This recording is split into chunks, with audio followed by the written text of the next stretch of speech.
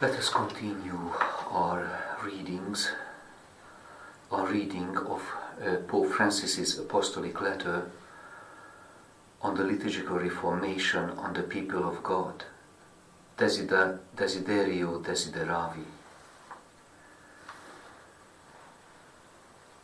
Paragraphs 33 and 34. These passages are focusing on the liturgy's potential to transform us and why we shouldn't miss this resource.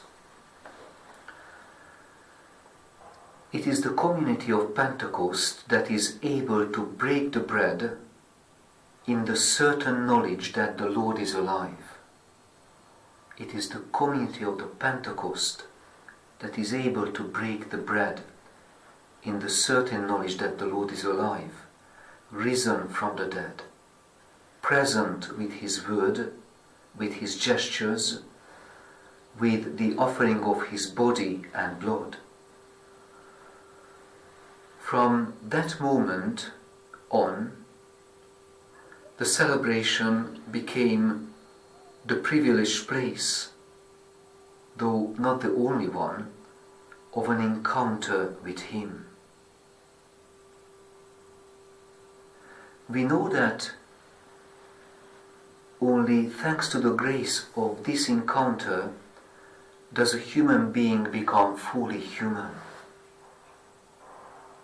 It is only owing to the grace, the gift of this encounter, which makes a human being fully human. Only the Church of Pentecost can conceive of the human being as a person, open to a full relationship with God, with creation, and with one's brothers and sisters.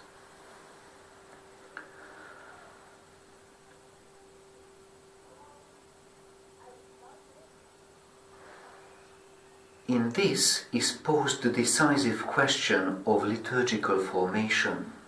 Romano Gardini says, "Here too the first practical task is indicated. Carried along by this inner transformation of our time, we must learn anew how to relate religiously as fully human beings."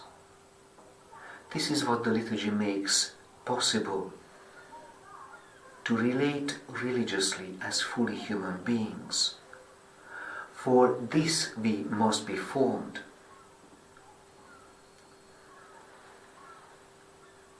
Gardini does not hesitate to declare that without liturgical formation, then ritual and textual reforms won't help much. And it is against this background that the Pope would like to explain aspects of what it means to be formed for the liturgy and formation by the liturgy. But just let us spend some time with the message of our text, because it's really and truly striking, and it's a wonderful good news that the liturgy makes us fully flourishing human beings. Without this encounter, humanity and our humanity misses out something vital. The grace of the liturgy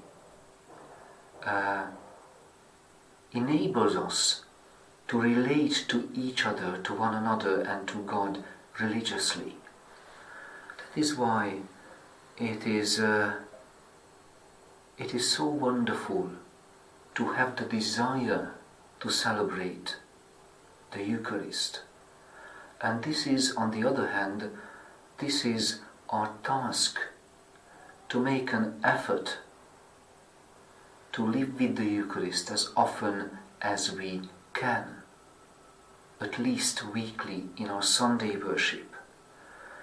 Because if we nurture this desire in us, sooner or later it will become visible for others in our community. And if parents,